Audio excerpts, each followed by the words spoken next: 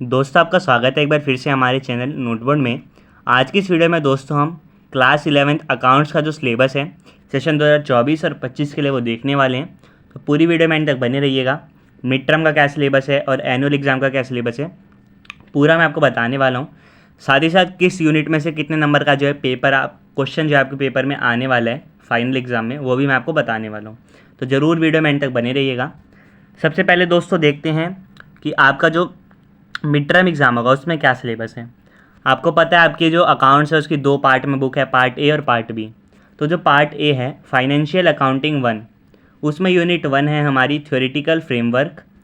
उसका पहला टॉपिक क्या है, इंट्रोडक्शन टू अकाउंटिंग, ये आपका मिड टर्म में आ रहा है। उसके नीचे दोस्तों आप सब टॉपिक्स पढ़ सकते हैं। सेकंड है थ्योरी बेस ऑफ अकाउंटिंग, ये भी आपका मिड टर्म में आ रहा है। यानी जो यूनिट 1 पूरी जो है वो आपकी मिड टर्म एग्ज़ाम में आ रही है। अब आते हैं दोस्तों यूनिट 2 जो है अकाउंटिंग प्रोसेस। इसमें जो पहला टॉपिक है रिकॉर्डिंग ऑफ बिजनेस ट्रांजैक्शन, ये आ रहा है दोस्तों आपके मिड टर्म एग्ज़ाम में। बैंक रिकन्सिलेशन स्टेटमेंट, इसमें से ये वाला जो टॉपिक है ये आपका आ रहा है मिड टर्म एग्ज़ाम में। तो इतना जो मैंने आपको सिलेबस बताया दोस्तों, यूनिट 1 के दोनों टॉपिक्स और यूनिट 2 के ये जो दो टॉपिक्स मैंने आपको बताए, ये आपके मिड टर्म में आ रहा है और इसे आपको 13 सितंबर तक कंप्लीट करना है। फिर आपका जो मिड टर्म एग्ज़ाम होगा दोस्तों उसमें एक कंप्लीट सिलेबस होने वाला है, ठीक है। फिर आपका जो मिड टर्म एग्ज़ाम ख़त्म हो जाएगा उसके बाद इसी यूनिट 2 में से कौन सा टॉपिक पढ़ना है आपको, डिप्रिसिएशन प्रोविज़न एंड रिजर्व्स, ठीक है। उसके यहाँ पे सब टॉपिक्स आप देख लीजिए। Trial balance and rectification of error, ये जो दो टॉपिक आपको मैंने अभी बताया ये आपको मिड टर्म के बाद पढ़ना है, ठीक है। फिर आती है आपकी पार्ट बी जो है फाइनेंशियल अकाउंटिंग 2, उसमें एक ही यूनिट है, unit 3 financial statements of sole proprietorship, ठीक है। इसमें पहला जो टॉपिक है फाइनेंशियल स्टेटमेंट, दूसरा है इनकम्प्लीट रिकॉर्ड्स। ये जो मैंने आपको बताया ये दोस्तों आपको मिड टर्म के बाद पढ़ना है।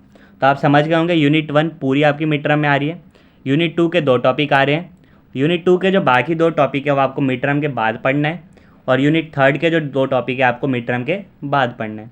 तो ये पूरा जो सिलेबस है दोस्तों, टोटल सिलेबस 31 जनवरी तक कंप्लीट करना है। फिर आपके पीरियोडिक टेस्ट होंगे उसमें पूरा सिलेबस आएगा, और जो मेन आपका एनुअल एग्ज़ाम होगा उसमें भी एक कंप्लीट सिलेबस आने वाला है। और दोस्तों आपको अकाउंट्स में एक प्रोजेक्ट भी बनाना होता है, जैसे कि बिजनेस स्टडी में बनाना होता है। तो अब आगे जो ये आपको दिखाने वाला हूँ मैं, ये आपके लिए बहुत इंपॉर्टेंट है कि किस यूनिट में से कितने नंबर का जो क्वेश्चन है आपके पेपर में आने वाले हैं। तो पार्ट ए जो है दोस्तों फाइनेंशियल अकाउंटिंग 1, उसमें यूनिट 1 जो है उसमें से 12 नंबर के क्वेश्चन आएंगे। यूनिट 2 जो है अकाउंटिंग प्रोसेस, उसमें से 44 नंबर के क्वेश्चन जो है आपके फाइनल एग्जाम में आने वाले हैं। फिर आती है पार्ट बी, उसमें एक ही यूनिट है, यूनिट 3, उसमें से आएंगे 24 नंबर के क्वेश्चन। तो इन सब का जब आप दोस्तों सम करते हैं तो बनते हैं 80 नंबर। बाकी के जो 20 नंबर होते हैं आपको पता है वो प्रोजेक्ट के होते हैं, ठीक है। तो उसमें 20 नंबर का प्रोजेक्ट है, उसमें प्रोजेक्ट का वाइवा ये सब चीज़ें होती हैं। तो ये आपका दोस्तों पूरा सिलेबस था अकाउंटेंसी क्लास 11th का सेशन 2024 और 25 के लिए। तो उम्मीद करता हूँ आपको सिलेबस अच्छे से समझ आ गया होगा दोस्तों। आपसे फिर मिलेंगे हम दोस्तों नेक्स्ट वीडियो में किसी और सब्जेक्ट के सिलेबस के साथ। तब तक के लिए bye bye, see you again and thanks for watching.